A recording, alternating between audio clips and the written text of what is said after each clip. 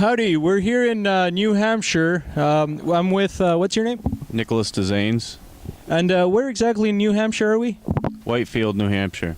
Awesome. I noticed we're really close to Littleton. I was there yesterday, I think, and it was, they have the thing of, what's that girl? Pollyanna. Pollyanna? Yeah, she was a big social figure in Littleton for a long time until she passed away.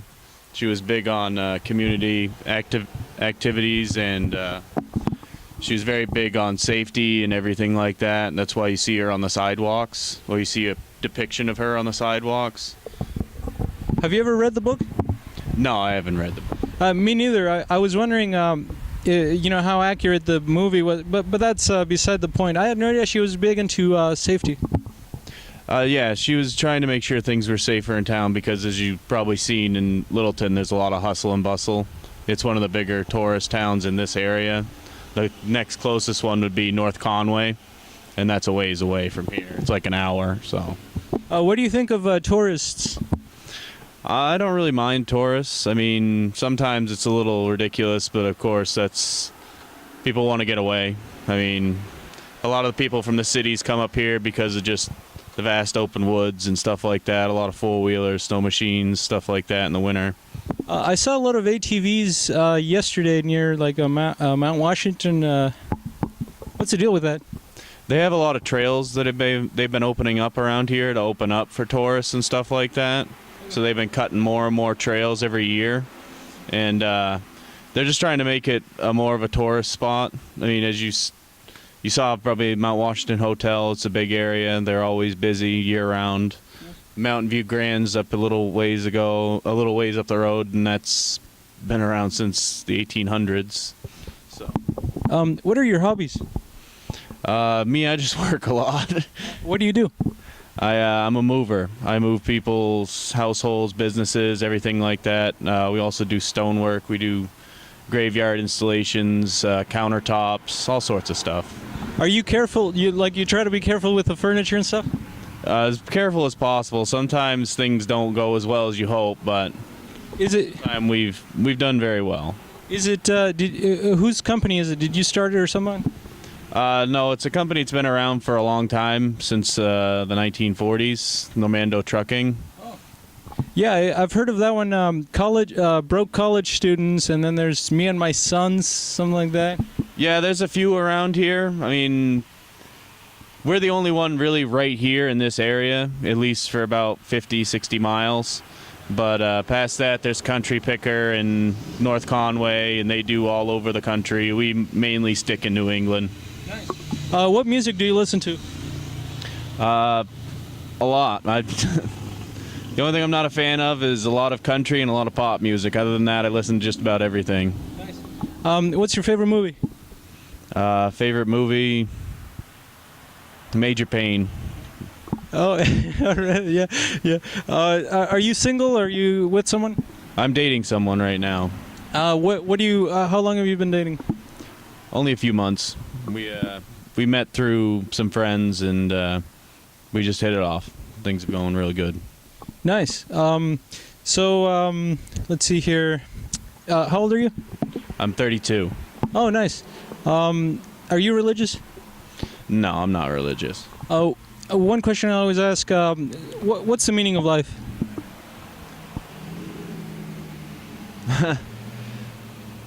For me, it's to find somebody worth being with for as long as possible. And then, of course, if you have children, they should be your main focus.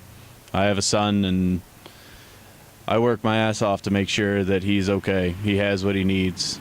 I don't spoil him, but at the same time, I need to make sure that he has everything he's going to need and a good idea of how to live. What do you hope to impart to your son? I've been told I'm very patient and I'm very kind. I'm hoping I can impart that on him. But of course, he's 4, so it's a little tough right now. How do you do? Is he glued to his cell phone or something? No, he's actually different than a lot of the kids nowadays. He'll use a tablet, but it's just to watch Netflix. But other than that, he wants to be outside. He wants to play with cars. He wants to work on things. He wants to take things apart. Did he get that from you or your ex? When I was his age, I like to take everything apart, so I'm pretty sure it's my aspect going on him. Do you think you got that from like your someone? I got that from my father. My father's always been a tinkerer, always busy with his hands. He rarely sits down and relaxes. After work, he goes out in his shed and works on a new project or something. Are you political at all? Again, not really. No. I try to just avoid it because it's just too much drama. Oh, did I ask you that already? No, it was more around the religion thing. Is again, I feel it's just a little bit too much to focus on besides what you could be focusing on. Oh, Jesus Christ. Did I not start the timer? Oh, man. Let's see. Is there something that we haven't even touched on that it's like a big deal in your life that we don't want to walk away without knowing, like this big part, like you do origami or something like that, something that really like defines you that we haven't even touched on? Is there anything like that, or? I don't know. I'd like peace. It's the biggest thing. I mean, you like what? there's too much conflict. There's way too much conflict anywhere and everywhere. And if people could just try and see that other people have their own opinions and values and just be willing to accept it, then there'd be that much less conflict. I mean, everybody likes what they're going to like, and everybody's got their own opinions. You got to be willing to accept other people's opinions. If you can't do that, then you're causing some conflict right there. I mean, is it horrible? No. But when it gets down to the point where they're fighting wars over what religion's better or something like that, that's... Again, everybody should be able to accept what they feel is right. Yeah, like wars, and there's also like conflict between religion, political climate. Right, I've heard that one. What do you think would be like the solution to like the stuff in the Middle East, the Jerusalem and Israel and Palestine stuff? What do you think about that? Honestly, I don't know what I could say about that because that's been going on for hundreds of years. I mean, again, if they could just learn to accept that some people are going to be the way they are and that everybody wants to follow their own thing. I mean, again, I don't follow a religion. I have no problem with people that are completely dedicated to a religion. It's their choice. Everybody has their own choice. And if they could just realize that one country has their own choice and the other country has their own choice, then it wouldn't be a problem, you know? But instead they want to force their opinions on each other. So would you extend that to like legalizing pot or something? I don't think that's a big factor. I mean, I know plenty of people like that, and that legalizing it wouldn't be a big problem or something like that. I mean, I don't see a big problem from it. But at the same time, I don't think that's a big factor. I think the biggest factor is just changing people's general opinion of how things are supposed to be. They need to be more accepting of other people's ways and choices. How would you handle it if, like, as a teenager, your son like ends up trying pot, which I guess it's an inevitable thing for everyone, I guess. How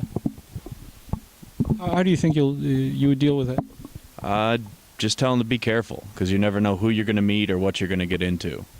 And I mean, they say it's a gateway drug.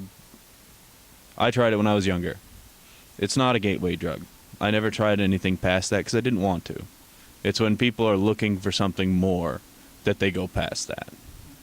When they're trying to cover up some feeling, some strife in their life or something like that, that's when they go further and look for something more to cover it up. When I was younger, I smoked pot just to be able to relax. That's all. That's all I saw it as. So the United States, and this is my, I think, final question. I think we've gone over the 9 minutes probably. The United States has been sort of in a lot of conflicts over the Middle East. We have bases in like over 200. Do you think that's good or bad in sort of improving the conflicts, the war and stuff, or diminishing it? There's a whole thing with that being politics and stuff like that. Again, if we're trying to help then it's okay. But if there's a deep-seated meaning, we're trying to get some resource they have, trying to get easier access to it, then I feel it's a bit of a problem, because now again we're not really forcing our ways on people, but we're using force to get what we want. And I mean, maybe it'd be easier just to strike deals with people, lose a little bit of the conflict. But I heard New Hampshire has the most libertarians out of anybody else. What do you think about that? again, I'm not political. Yeah, I'm trying to avoid it. I already know that I have my taxes coming out of my check, and everybody else does, so it's not a big deal to me. The biggest thing is just let me do what I feel is right, and I have no problems otherwise. Awesome. Well, you heard it here first, straight from New Hampshire. Signing out.